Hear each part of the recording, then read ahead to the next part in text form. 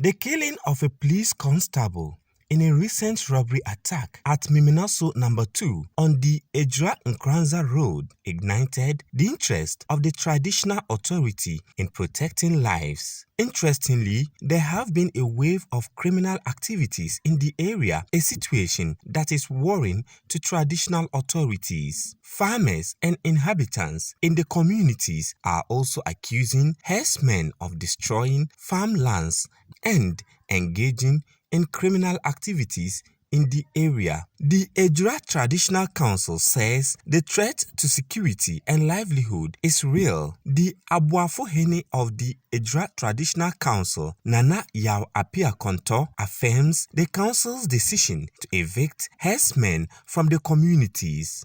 So the Fulani community in Ejura as a whole, we don't have a problem with them.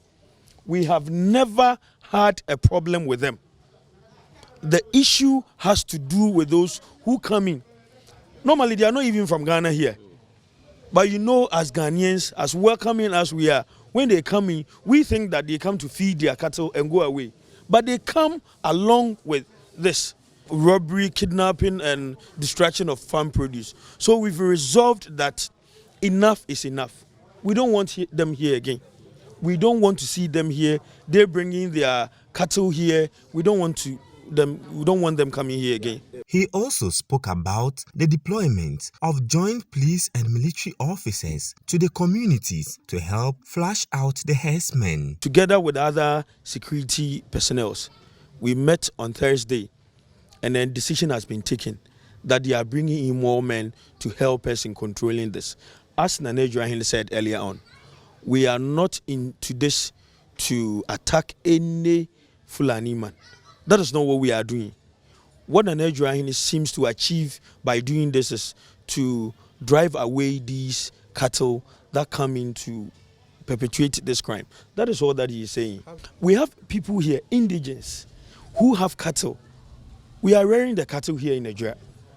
For years when they come in, they don't boost the economy in any way. What they come to do is they come to feed their animals and go away. That is all that they do. They are not part of our economy here, because the local economy, when we want to bring in the issue of cattle, it is those that are being reared here.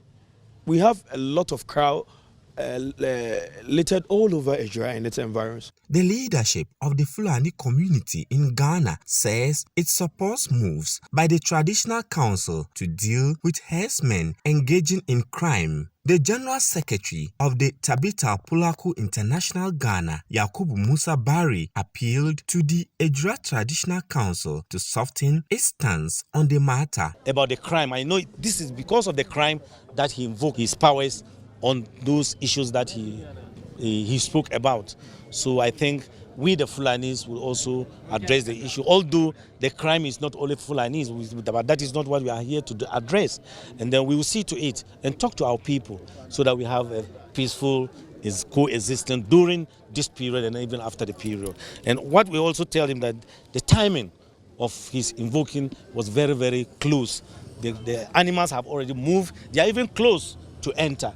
And if you say you disrupt them and stop them, they will spread. And that will bring a lot of security threat within that community, within the community or even the district. So that is why we are pleading to him to see the Humanians face to the Fulanis. Unless after this, then we can draw a roadmap the next year how the animals will come in peacefully. Musa Bari also expressed concerns about what he says is continuous stereotyping of the Fulani community. You know, naturally, this is a pure stereotyping, profiling against only one tribe.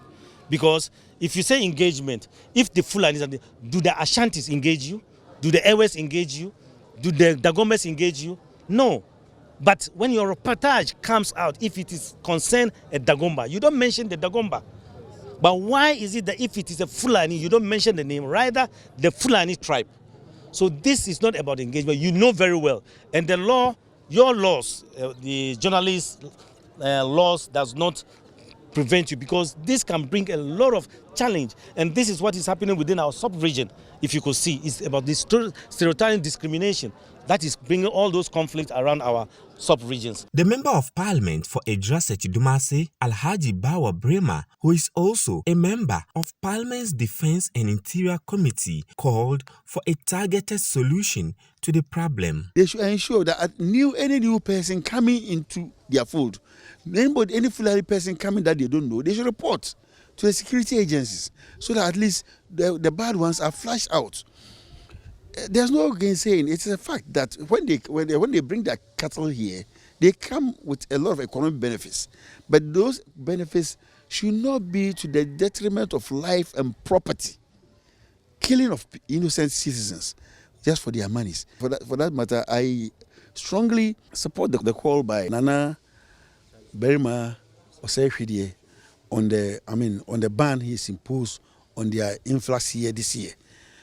However, they were talking about, when I went to there, they were talking about the economic benefits that you bring to the constituency and other issues. That I admonish them that there should be a dialogue. They should go and sit down with the traditional authorities. The traditional authorities, they are the traditional owners of the land. Berima Osei, as I know him, will not sit down for his subjects to be killed just because people will bring their cattle here to come and graze and maybe pay a pittance to the traditional authorities or the assembly. Police in the area are continuing investigations into recent attacks, including the killing of a police constable. The leadership of the Fulani community in Ghana says it is stepping up dialogue and sensitization to help address the perennial issue of farmer-herder clash in communities in Ghana.